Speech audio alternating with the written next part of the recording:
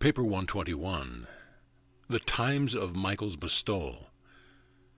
Acting under the supervision of a commission of 12 members of the United Brotherhood of Urantia Midwayers, conjointly sponsored by the presiding head of our order and the Melchizedek on record, I am the secondary midwayer of one-time attachment to the Apostle Andrew, and I am authorized to place on record the narrative of the life transactions of Jesus of Nazareth as they were observed by my order of earth creatures, and as they were subsequently partially recorded by the human subject of my temporal guardianship. Knowing how his master so scrupulously avoided leaving written records behind him, Andrew steadfastly refused to multiply copies of his written narrative. A similar attitude on the part of the other apostles of Jesus greatly delayed the writing of the Gospels. The Occident of the first century after Christ. Jesus did not come to this world during an age of spiritual decadence. At the time of his birth, Urantia was experiencing such a revival of spiritual thinking and religious living as it had not known in all its previous post-Adamic history, nor has experienced in any era since. When Michael incarnated on Urantia, the world presented the most favorable condition for the Creator's Son, bestowal that had been previously prevailed or has since obtained. In the centuries just prior to these times, Greek culture and the Greek language had spread over Occident and Near Orient, and the Jews, being a Levantine race, in nature part Occidental and part Oriental, were eminently fitted to utilize such cultural and linguistic settings for the effective spread of a new religion to both East and West. These most favorable circumstances were further enhanced by the tolerant political rule of the Mediterranean world by the Romans. This entire combination of world influence is well illustrated by the activities of Paul, who, being in religious culture a Hebrew of the Hebrews, proclaimed the gospel of a Jewish Messiah in the Greek tongue, while he himself was a Roman citizen. Nothing like the civilization of the time of Jesus has been seen in the Occident before or since those days. European civilization was unified and coordinated under an extraordinary threefold influence. 1. The Roman political and social systems. 2. The Grecian language and culture, and philosophy to a certain extent. 3. The rapidly spreading influence of Jewish religious and moral teaching. When Jesus was born, the entire Mediterranean world was a unified empire. Good roads, for the first time in the world's history, interconnected many major centers. The seas were cleared of pirates, and a great era of trade and travel was rapidly advancing. Europe did not again enjoy another such period of travel and trade until the 19th century after Christ. Notwithstanding the internal peace and superficial prosperity of the Greco-Roman world, a majority of the inhabitants of the empire languished in squalor and poverty. The small upper class was rich. A miserable and impoverished lower class embraced the rank and file of humanity. There was no happy and prosperous middle class in these days. It had just begun to make its appearance in Roman society. The first struggles between the expanding Roman and Parthian states had been concluded in the then recent past, leaving Syria in the hands of the Romans. In the times of Jesus, Palestine and Syria were enjoying a period of prosperity, relative peace, and extensive commercial intercourse with the lands to both the east and the west. The Jewish people. The Jews were part of an old Semitic race, which also included the Babylonians, the Phoenicians, and the more recent enemies of Rome, the Carthaginians. During the forepart of the first century after Christ, the Jews were the most influential group of the Semitic people, and they happened to occupy a peculiarly strategic geographic position in the world, as it was at that time ruled and organized for trade. Many of the great highways joining the nations of antiquity passed through Palestine, which thus became the meeting place or crossroads of three continents. The travel, trade, and armies of Babylonia, Assyria, Egypt, Syria, Greek, Parthia, and Rome successfully swept over Palestine. From time immemorial, many caravan routes from the Orient passed through some part of this region to the few good seaports of the eastern end of the Mediterranean. whence ships carried their cargoes to all the maritime Occident. And more than half of this caravan traffic passed through or near the little town of Nazareth in Galilee. Although Palestine was the home of Jewish religious culture and the birthplace of Christianity, the Jews were abroad in the world, dwelling in many nations and trading in every province of the Roman and Parthian states. Greece provided a language and a culture. Rome built the roads and unified an empire. But the dispersion of the Jews, with their more than 200 synagogues and well-organized religious communities scattered hither and yon throughout the Roman world, provided the cultural centers in which the new gospel of the kingdom of heaven found initial reception, and from which it subsequently spread to the uttermost parts of the world. Each Jewish synagogue tolerated a fringe of Gentile believers, devout or God-fearing men, and it was among this fringe of proselytes that Paul made the bulk of his early converts to Christianity. Even the temple at Jerusalem possessed its ornate court of the Gentiles. There was very close connection between the culture, commerce, and worship of Jerusalem and Antioch. In Antioch, Paul's disciples were first called Christians. The centralization of the Jewish temple worship at Jerusalem constituted alike the secret of the survival of their monotheism and the promise of the nurture and sending forth to the world of a new and enlarged concept of that one God of all nations and Father of all mortals. The temple service at Jerusalem represented the survival of a religious, cultural concept in the face of the downfall of a succession of Gentile national overlords and racial persecutors. The Jewish people of this time, although under Roman suzerainty, enjoyed a considerable degree of self-government, and remembering the then only recent heroic exploits of deliverance executed by Judas Maccabee and his immediate successors, were vibrant with the expectation of the immediate appearance of a still greater deliverer, the long-expected Messiah. The secret of the survival of Palestine, the kingdom of the Jews, as a semi-independent state was wrapped up in the foreign policy of the Roman government, which desired to maintain control of the Palestine highway of travel between Syria and Egypt, as well as the western terminals of the caravan routes between the Orient and the Occident. Rome did not wish any power to arise in the Levant which might curb her future expansion in these regions. The policy of intrigue, which had for its object the pitting of Seleucid Syria and Ptolemaic Egypt against each other, necessitated fostering Palestine as a separate and independent state. Roman policy, the degeneration of Egypt, and the progressive weakening of the Seleucids before the rising power of Parthia explain why it was that for several generations a small and unpowered group of Jews was able to maintain its independence against both Seleucid to the north and Ptolemies to the south. The fortuitous liberty and independence of the political rule of surrounding and more powerful peoples the Jews attributed to the fact that they were the chosen people, to the direct interposition of Yahweh. Such an attitude of racial superiority made it all the harder for them to endure Roman suzerainty when it finally fell upon their land. But even in that sad hour, the Jews refused to learn that their world mission was spiritual and not political. The Jews were unusually apprehensive and suspicious during the times of Jesus because they were then ruled by an outsider, Herod, the Idumean, who had seized the overlord of Judea by cleverly ingratiating himself with the Roman rulers. And though Herod professed loyalty to the Hebrew ceremonial observances, he proceeded to build temples for many strange gods. The friendly relations of Herod with the Roman rulers made the world safe for Jewish travel, and thus opened the way for increased Jewish penetration even of distant portions of the Roman Empire, and of foreign treaty nations with the new gospel of the kingdom of heaven. Herod's reign also contributed much toward the further blending of Hebrew and Hellenistic philosophies. Herod built the harbor of Caesarea, which further aided in making Palestine the crossroad of the civilized world.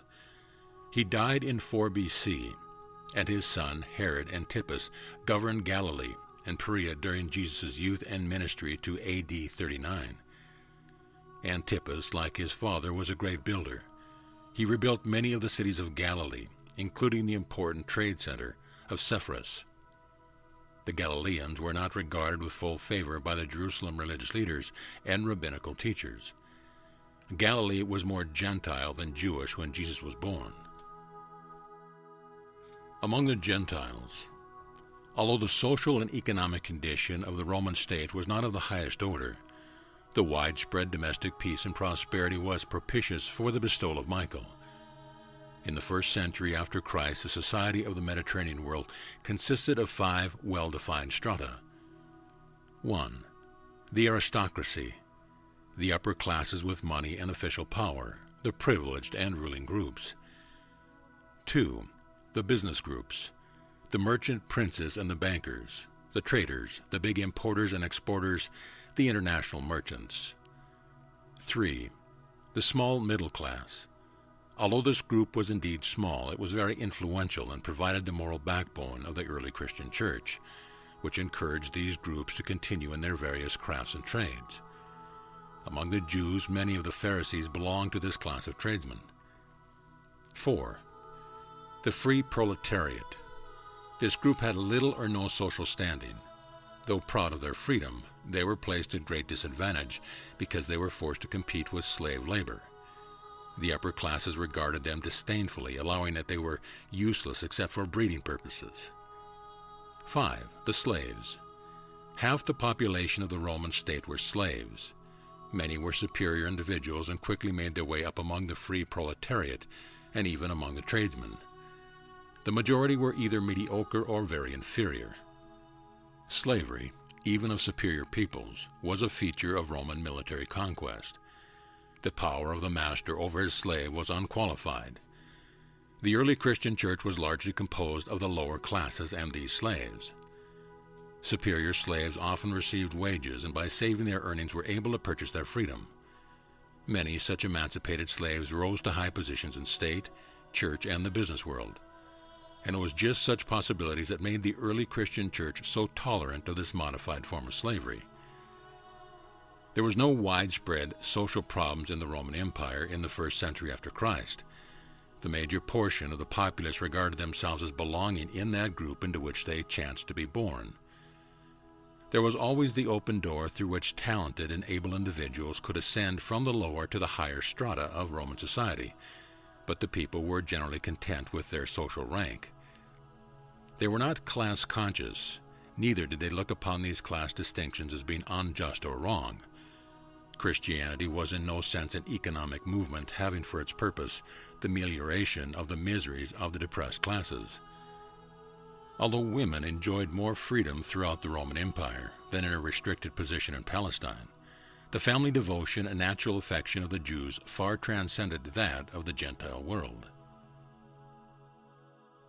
Gentile philosophy.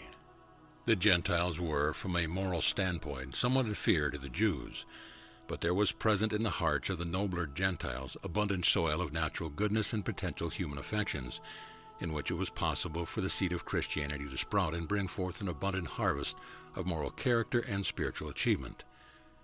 The Gentile world was then dominated by 4 great philosophers, all more or less derived from the earlier Platonism of the Greeks. These schools of philosophy were the Epicurean. This school of thought was dedicated to the pursuit of happiness. The better Epicureans were not given to sensual excesses. At least this doctrine helped to deliver the Romans from a more deadly form of fatalism. It taught that men could do something to improve their terrestrial status. It did effectively combat ignorant superstition. The Stoic. Stoicism was the superior philosophy of the better classes. The Stoics believed that a controlling reasoned fate dominated all nature. They taught that the soul of man was divine, that it was imprisoned in the evil body of physical nature. Man's soul achieved liberty by living in harmony with nature, with God. Thus virtue came to be its own reward. Stoicism ascended to a sublime morality, ideals never since transcended by any purely human system of philosophy. While the Stoics professed to be the offspring of God, they failed to know him and therefore failed to find him. Stoicism remained a philosophy. It never became a religion. Its followers sought to attune their mind to the harmony of the universal mind, but they failed to envisage themselves as the children of a loving Father. Paul leaned heavily toward Stoicism when he wrote, I have learned in whatsoever state I am, therewith to be content. The Cynic. Although the Cynic traced their philosophy to Diogenes of Athens, they derived much of their doctrine from the remains of the teachings of Macaventa Melchizedek. Cynicism had formerly been more of a religion than a philosophy. At least the Cynics made their religio-philosophy democratic. In the fields and in the marketplace they continually preached their doctrine that man could save himself if he would. They preached simplicity and virtue and urged men to meet death fearlessly. These wandering Cynic preachers did much to prepare the spiritually hungry populace for the later Christian missionaries. Their plan of popular preaching was much after the pattern and in accordance with the style of Paul's epistles. The Skeptic. Skepticism asserted that knowledge was fallacious and that conviction and assurance were impossible. It was a purely negative attitude and never became widespread. These philosophies were semi-religious. They were often invigorating, ethical, and ennobling, but were usually above the common people, with the possible exception of cynicism. They were philosophies for the strong and the wise, not religions of salvation for even the poor and the weak. The Gentile religions. Throughout preceding ages, religion had chiefly been an affair of the tribe or nation. It had not often been a matter of concern to the individual. Gods were tribal or national, not personal. Such religious systems afforded little satisfaction for the individual spiritual longing of the average person. In the times of Jesus, the religions of the Occident included 1. The pagan cults. These were a combination of Hellenic and Latin mythology, patriotism and tradition. 2. Emperor worship. This deification of man as a symbol of the state was very seriously resented by the Jews and the early Christians, and led directly to the bitter persecution of both churches by the Roman government. 3. Astrology. This pseudoscience of Babylon developed into a religion throughout the Greco-Roman Empire. Even in the 20th century, man has not been fully delivered from his superstitious belief. 4. The mystery religions. Upon such a spiritually hungry world, a flood of mystery cults had broken, new and strange religions from the Levant, which had enamored the common people and had promised them individual salvation. These religions rapidly became the accepted belief of the lower classes of the Greco-Roman world, and they did much to prepare the way for the rapid spread of the vastly superior Christian teachings, which presented a majestic concept of deity, associated with an intriguing theology for the intelligent and profound proffer of salvation for all, including the ignorant but spiritually hungry average man of those days. The mystery religions spelled the end of national beliefs and resulted in the birth of numerous personal cults. The mysteries were many, but we all categorized by 1. Some mythical legend, a mystery, whence their name. As a rule, this mystery pertained to the story of some god's life and death and return to life, as illustrated by the teachings of Mithraism, which for a time were contemporary with and a competitor of Paul's rising cult of Christianity. 2. The mysteries were non-national and interracial. They were personal and fraternal, giving rise to religious brotherhoods and numerous sectarian societies. 3. They were in their services characterized by elaborate ceremonies of initiation and impressive sacraments of worship. Their secret rites and rituals were sometimes gruesome and revolting. 4. But no matter what the nature of their ceremonies or the degree of their excesses, these mysteries invariably promise their devotees salvation, deliverance from evil, survival after death, and enduring life in blissful realms beyond this world of sorrow and slavery. But do not make the mistake of confusing the teachings of Jesus with the mysteries. The popularity of the mysteries reveals man's quest for survival, thus portraying a real hunger and thirst for personal religion and individual righteousness. Although the mysteries failed adequately to satisfy this longing, they did prepare the way for the subsequent appearance of Jesus, who truly brought to this world the bread of life and the water thereof. Paul, in an effort to utilize the widespread adherence to the better types of the mystery religions, made certain adaptations of the teachings of Jesus so as to render them more acceptable to a larger number of prospective converts.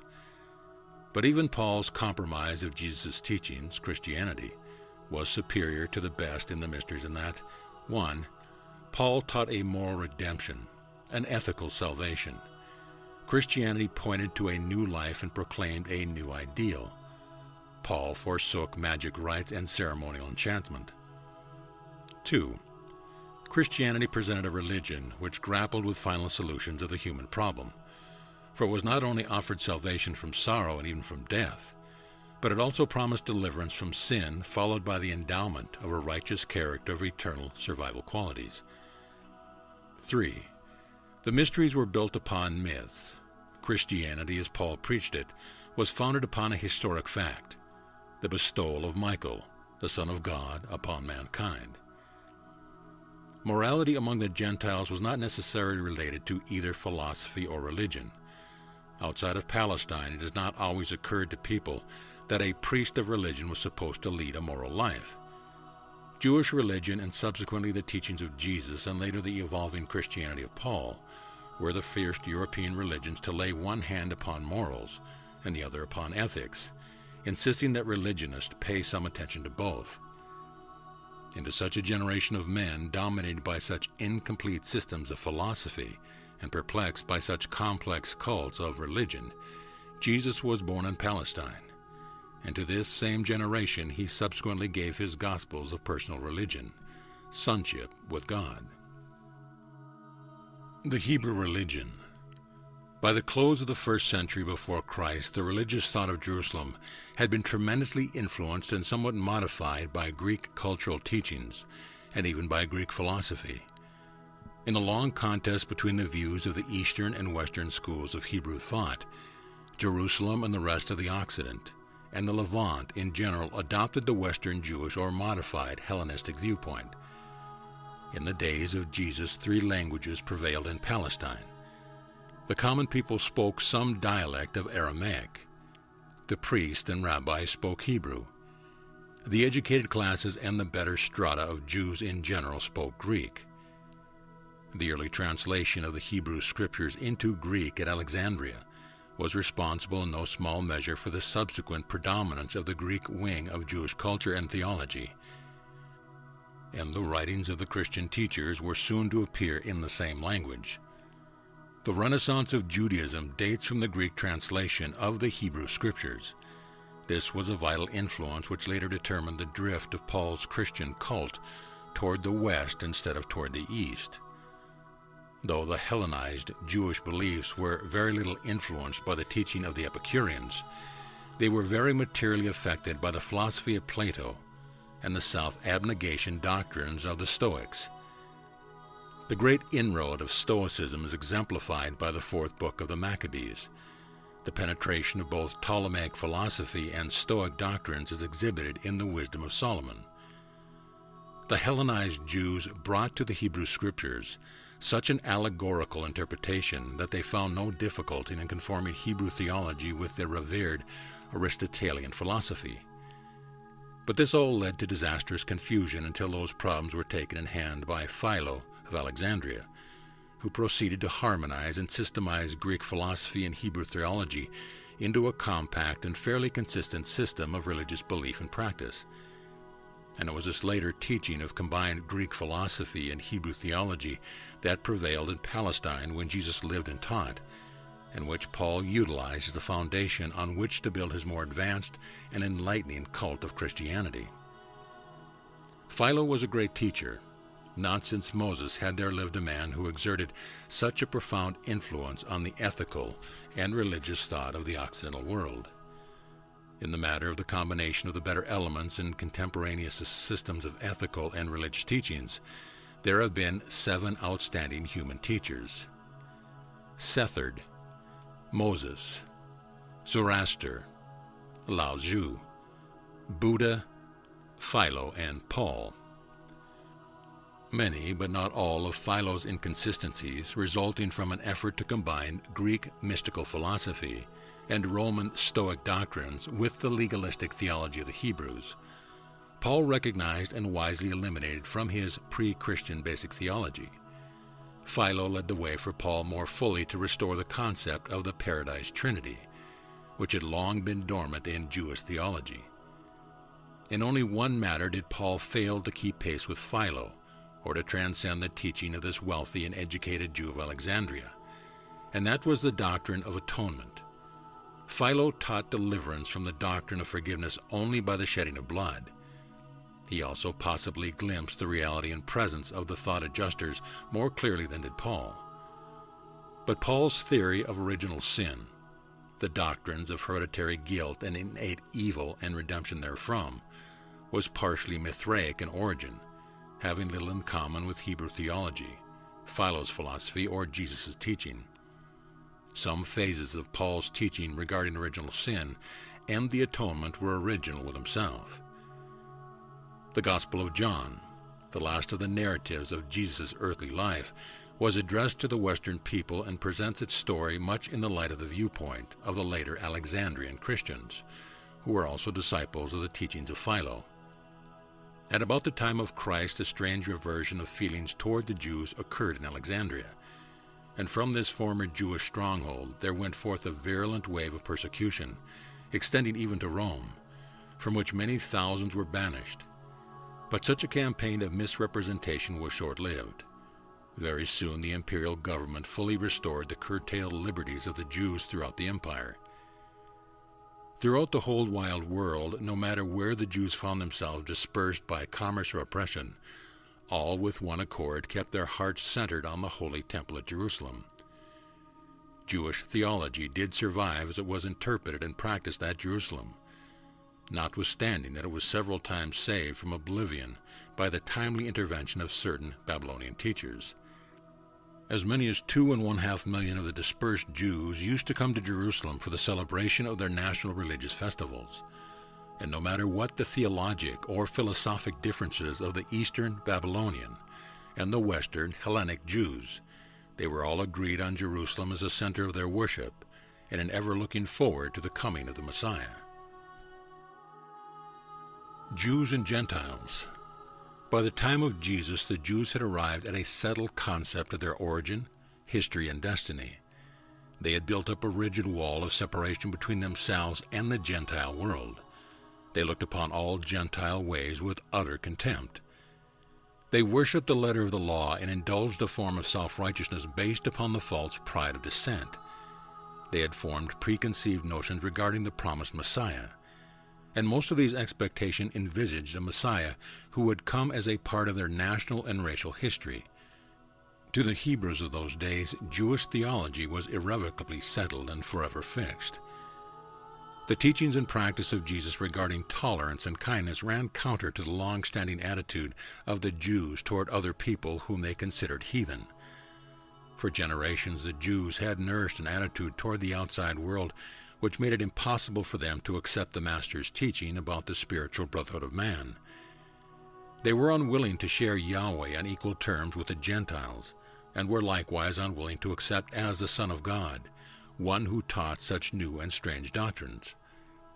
The scribes, the Pharisees, and the priesthood held the Jews in a terrible bondage of ritualism and legalism, a bondage far more real than that of the Roman political rule.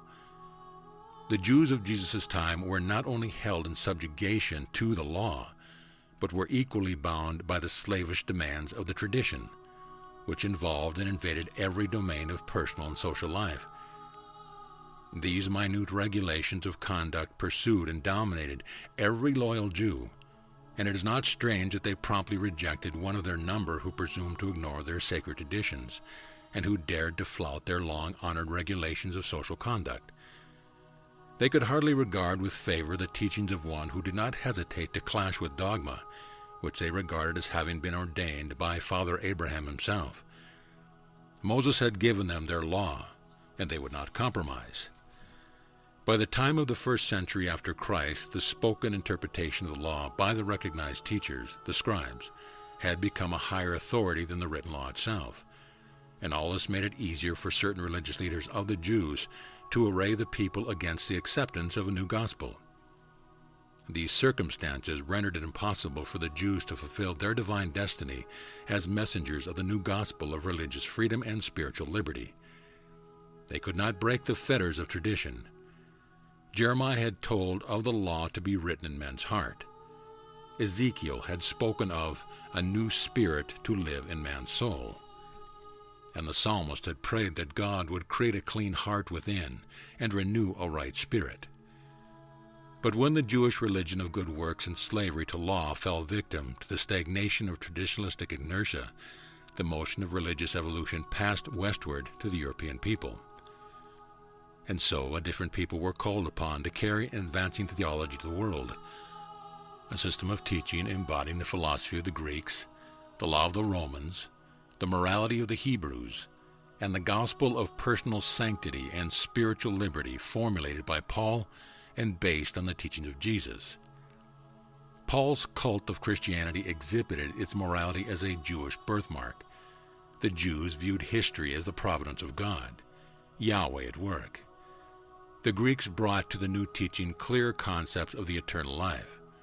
Paul's doctrine were influenced in theology and philosophy not only by Jesus' teaching, but also by Plato and Philo. In ethics, he was inspired not only by Christ, but also by the Stoics. The gospel of Jesus, as it was embodied in Paul's cult of Antioch Christianity, became blended with the following teachings. 1. The philosophic reasoning of the Greek proselytes to Judaism, including some of their concepts of the eternal life. 2. The appealing teachings of the prevailing mystery cults, especially in the Mithraean doctrines of redemption, atonement, and salvation by the sacrifice made by some god. 3. The sturdy morality of the established Jewish religion. The Mediterranean Roman Empire, the Parthian kingdom, and the adjacent peoples of Jesus' time all held crude and primitive ideas regarding the geography of the world, astronomy, health, and disease, and naturally they were amazed by the new and startling pronouncements of the carpenter of Nazareth. The ideas of spirit possession, good and bad, applied not merely to human beings, but every rock and tree was viewed by many as being spirit-possessed. And this was enchanted age, and everybody believed in miracles as commonplace occurrences. Previous written records. As far as possible, consistent with our mandate, we have endeavored to utilize and to some extent coordinate the existing records having to do with the life of Jesus on Urantia. Although we have enjoyed access to the lost record of the Apostle Andrew, and have benefited from the collaboration of a vast host of celestial beings who were on earth during the times of Michael Bestowal, notably his now personalized adjuster, it has been our purpose also to make use of the so-called Gospels of Matthew, Mark, Luke, and John. The New Testament records had their origin in the following circumstance. 1. The Gospel by Mark. John Mark wrote the earliest, excepting the notes of Andrew, briefest and most simple record of Jesus' life. He presented the Master as a minister, as a man among men. Although Mark was a lad lingering about many of the scenes which he depicts, his record is in reality the Gospel according to Simon Peter. He was early associated with Peter, later with Paul. Mark wrote this record at the instigation of Peter, and on the earnest petition of the Church of Rome. Knowing how consistently the Master refused to write out his teachings when on earth and in the flesh, Mark, like the apostle and other leading disciples, was hesitant to put them in writing. But Peter felt the Church of Rome required the assistance of such a written narrative, and Mark consented to undertake its preparation. He made many notes before Peter died in A.D. 67, and in accordance with the outline approved by Peter and for the Church of Rome, he began his writing soon after Peter's death. The Gospel was completed near the end of A.D. 68. Mark wrote entirely from his own memory and Peter's memory. The record has since been considerably changed. Numerous passages have been taken out and some later matter added at the end to replace the latter one-fifth of the original Gospel, which was lost from the first manuscript before it was ever copied. This record by Mark, in conjunction with Andrew and Matthew's notes, was the written basis of all subsequent gospel narratives which sought to portray the life and teachings of Jesus. 2. The Gospel of Matthew. The so-called Gospel according to Matthew is the record of the Master's life, which was written for the edification of Jewish Christians. The author of this record constantly seeks to show in Jesus' life that much which he did was that it might be fulfilled, which was spoken by the prophet. Matthew's Gospel portrays Jesus as Son of David, picturing him as showing great respect for the law and the prophets. The Apostle Matthew did not write this Gospel. It was written by Isidore, one of his disciples, who had as a help in his work not only Matthew's personal remembrance of these events, but also a certain record which the latter had made of the sayings of Jesus directly after the crucifixion. This record by Matthew was written in Aramaic. Isidore wrote in Greek. There was no intent to deceive in accrediting the production to Matthew. It was the custom in those days for pupils thus to honor their teachers. Matthew's original record was edited and added to in AD 40, just before he left Jerusalem to engage in evangelistic preaching. It was a private record, the last copy having been destroyed in the burning of a Syrian monastery in AD 416. Isidore escaped from Jerusalem in AD 70, after the investment of the city by the armies of Titus, taking with him to Pella a copy of Matthew's notes. In the year 71, while living at Pella, Isidore wrote the Gospel according to Matthew. He also had with him the first 4/5 of Mark's narrative. 3. The Gospel by Luke. Luke, the physician of Antioch in Pisidia, was a Gentile convert of Paul, and he wrote quite a different story of the Master's life. He began to follow Paul and learn of the story and teaching of Jesus in AD 47. Luke preserves much of the grace of the Lord Jesus Christ in his record, as he gathered up these facts from Paul and others. Luke presents the Master as the friend of publicans and sinners. He did not formulate his many notes into the Gospel until after Paul's death. Luke wrote in the year 82 in Achaia. He planned 3 books dealing with the history of Christ and Christianity, but died in AD 90, just before he finished the second of these works, the Acts of the Apostles. As material for the compilation of his Gospel, Luke first depended upon the story of Jesus' life as Paul had related it to him. Luke's Gospel is, therefore, in some ways the Gospel according to Paul. But Luke had other sources of information.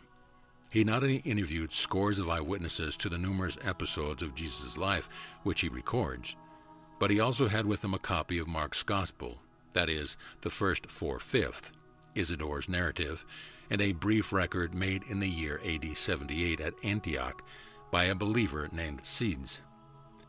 Luke also had a mutilated and much edited copy of some notes purported to have been made by the Apostle Andrew. 4. The Gospel of John. The Gospel according to John relates much of Jesus' work in Judea and around Jerusalem, which is not contained in the other records. This is the so-called Gospel according to John, the son of Zebedee, and though John did not write it, he did inspire it. Since its first writing, it has several times been edited to make it appear to have been written by John himself. When this record was made, John had the other Gospels, and he saw that much had been omitted. Accordingly, in the year AD 101, he encouraged his associates, Nathan, a Greek Jew from Caesarea, to begin the writing. John supplied his material from memory and by reference to the 3 records already in existence. He had no written records of his own. The epistle known as 1 John was written by John himself as a covering letter for the work which Nathan executed under his direction. All these writers presented honest pictures of Jesus as they saw, remembered, or had learned of him, and as their concepts of these distant events were affected by their subsequent espousal of Paul's theology of Christianity. And these records, imperfect as they are, have been sufficient to change the course of history of Urantia for almost 2,000 years. Acknowledgement. In carrying out my commission to restate the teaching and retell the doings of Jesus of Nazareth, I have drawn freely upon all sources of record and planetary information. My ruling motive has been to prepare a record which will not only be enlightening to the generation of men now living, but which may also be helpful to all future generations. From the vast store of information available to me, I have chosen that which is best suited to the accomplishment of this purpose. As far as possible, I have derived my information from purely human sources. Only when such sources failed have I resorted to those records which are superhuman. When ideas and concepts of Jesus' life and teachings have been acceptably expressed by a human mind, I invariably gave preference to such apparently human thought pattern, although I have sought to adjust the verbal expression the better to conform to our concept of the real meaning and the true import of the Master's life and teaching. As far as possible, I have adhered to the actual human concept and thought pattern in all my narrative. I well know that these concepts, which have had origin in the human mind, will prove more acceptable and helpful to all other human minds. When able to find the necessary concepts in the human records or in the human expression, I have next resorted to the memory resources of my own order of earth creatures, the Midwayers. And when that secondary source of information proved inadequate, I have unhesitatingly resorted to the superplanetary sources of information. The memoranda which I have collected, and from which I have prepared this narrative of the life and teachings of Jesus, aside from the memory of the record of the Apostle Andrew, embrace thought gems and superior concepts of Jesus' teaching, assembled from more than 2,000 human beings who have lived on earth from the days of Jesus down to the time of the inditing of these revelations, more correctly restatements. The revelatory permissions have been utilized only when the human record and human concepts fail to supply an adequate thought pattern. My revelatory commission forbade me to resort to extra-human sources of either information or expression until such a time as I could testify that I had failed in my efforts to find the required conceptual expression in purely human sources. While I, with the collaboration of my 11 associate fellow Midwayers, and under the supervision of the Melchizedek of record, have portrayed this narrative in accordance with my concept of its effective arrangement, and in response to my choice of immediate expression. Nevertheless, the majority of the ideas and even some of the effective expressions, which I have thus utilized, had their origin in the minds of the men of many races who have lived on earth during the intervening generations, right on down to those who are still alive at the time of this undertaking. In many ways, I have served more as a collector and editor than as an original narrator. I have unhesitatingly appropriated these ideas and concepts, preferably human, which would enable me to create the most effective portraiture of Jesus' life, and which would qualify me to restate his matchless teachings in the most striking, helpful, and universally uplifting phraseology. In behalf of the Brotherhood of the United Midwayers of Urantia, I most gratefully acknowledge our indebtedness to all sources of record and concept which have been hereinafter utilized in the further elaboration of our restatement of Jesus' life on earth. End of paper 121.